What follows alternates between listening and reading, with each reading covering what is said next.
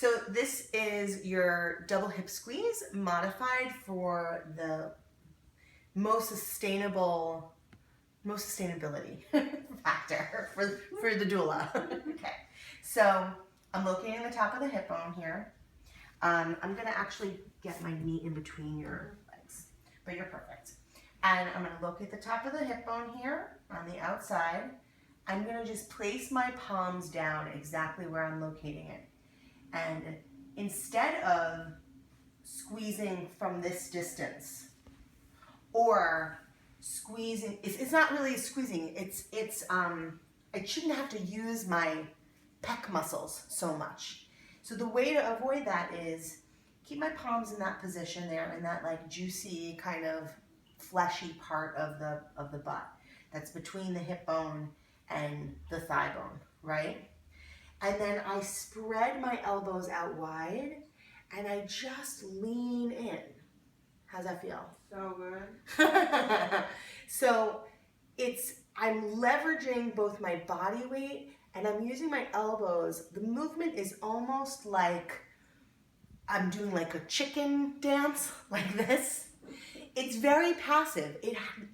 The squeeze happens almost passively because of the function of leaning in and having my elbows out, so that when I lean in, it kind of creates this clamp on the hips. And so I'm not efforting at all with my upper body. If I want to add more pressure, I can lean in. I can lean in more. And I'll get more depth from doing it that way, as opposed to that. I can do that, but that's going to be harder to sustain. It doesn't feel as good. It doesn't feel as good. So it's great. It's great feedback, you know? So just to repeat, and the difference being, a lot of times we learn it like this and in and up, right? But if I'm doing it back here, I have to tighten so much in my pecs.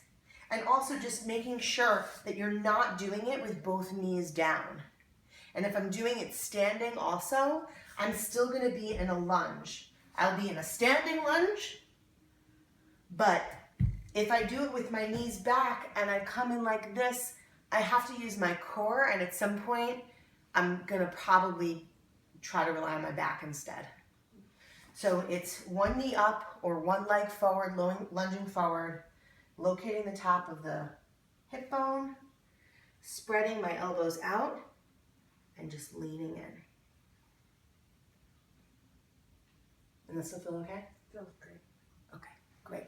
And also just to add to it, the other effect of getting that close in is that she's also gonna get the warmth of your chest or your torso on her body. So there's an intimacy, a closeness, a sense of feeling being held, whether it's you or their partner doing it, and then it's less effort for you. So it's like win-win-win. All right, that's it. Thanks.